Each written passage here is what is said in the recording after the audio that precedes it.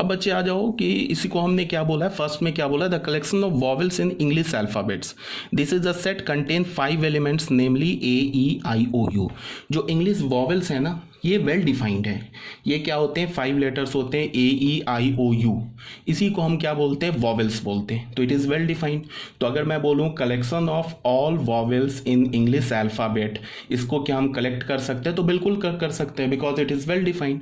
तो AEIOU का आप एक सेट फॉर्म कर सकते हो, ठीक है।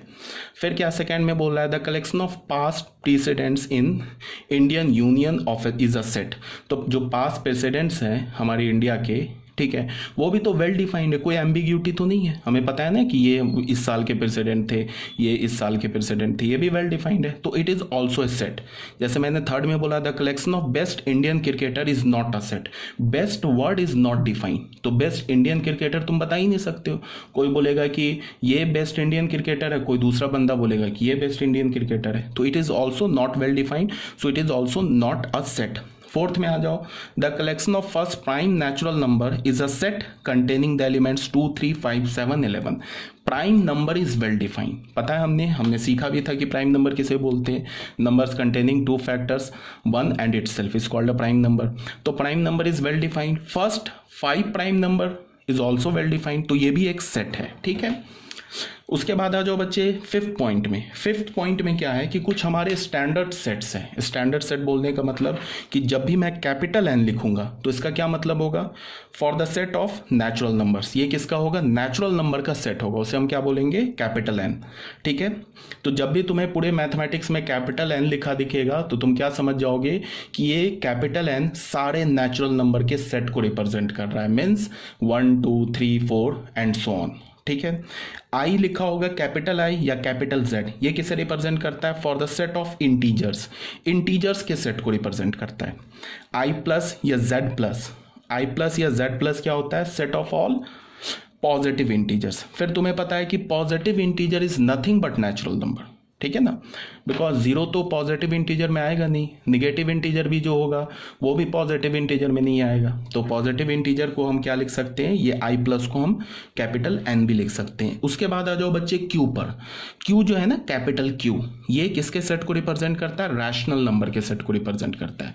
रैशनल नंबर किसे बोलते हैं, which is in the form of p by q, where p and q are integers and q is not equal to 0।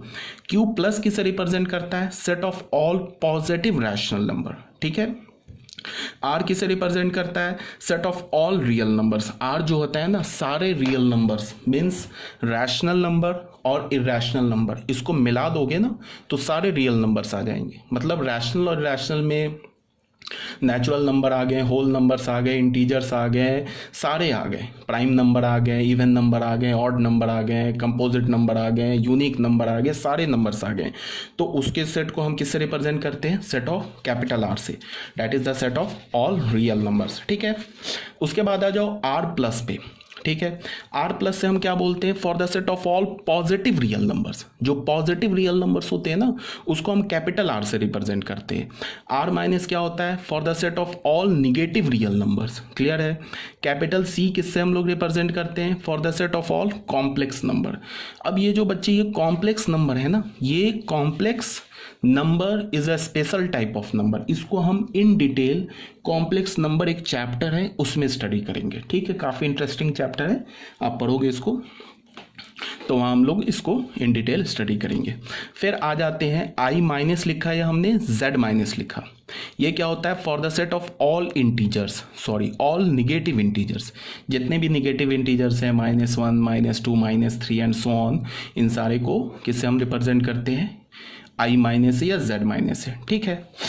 अब बच्चे जैसे होता क्या है कि सेट तो हम समझ गए कि सेट होता क्या है कि set is the collection of well defined object, इसमें तो कोई प्रॉब्लम नहीं है, कोई कंफ्यूजन नहीं है। बट जो रिप्रेजेंटेशन होता है ना वो कई फॉर्म के होते हैं, सेट को हम कई फॉर्म से रिप्रेजेंट करते हैं, ठीक है। तो उसको हम सेकेंड पॉइंट में पढ़ेंगे, डिस्क्रिप्शन ऑफ अ सेट में। पहला जो फॉर्म होता है सेट के रिप्रेजेंटेशन का वो होता है रोस्टर फॉर्म और टेबलर फॉर्म। रोस्टर फॉर्म या टेबलर फॉर्म में हम सेट को रिप्रेजेंट करते हैं। इसका मीनिंग क्या होता है, तुम ऐसे देखो, जैसे ध्यान से देखो, पहला जो फॉर्म है इसको मैं एक्सप्लेन कर रहा हूँ, ये होता है हमारा रोस्टर फॉर्म रोस्टर फॉर्म और टेबलर फॉर्म।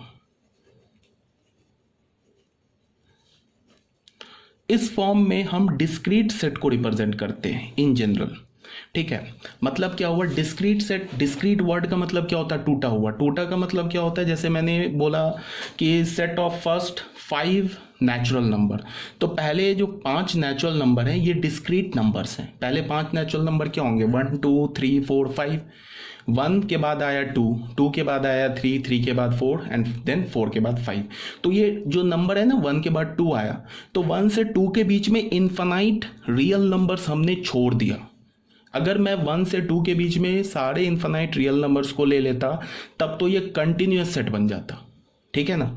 बट ये पॉसिबल नहीं है कंटिन्यूस सेट के हर एक एलिमेंट को या हर एक नंबर को फिजिकली लिखना, बिकॉज 1 से 2 के बीच में ही हमारे पास इन्फानाइट रियल नंबर्स हैं। तो इन्फानाइट रियल नंबर्स को हम फिजिकली तो लिख के नहीं दिखा सकते, बट रिप्रेजेंट करते हैं।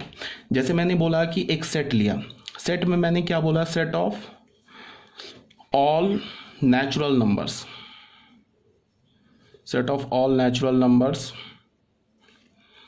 लेस देन 6 बोला, मान लो less than 6 all natural number, तो इसको मैंने कैपिटल ए से रिप्रेजेंट किया।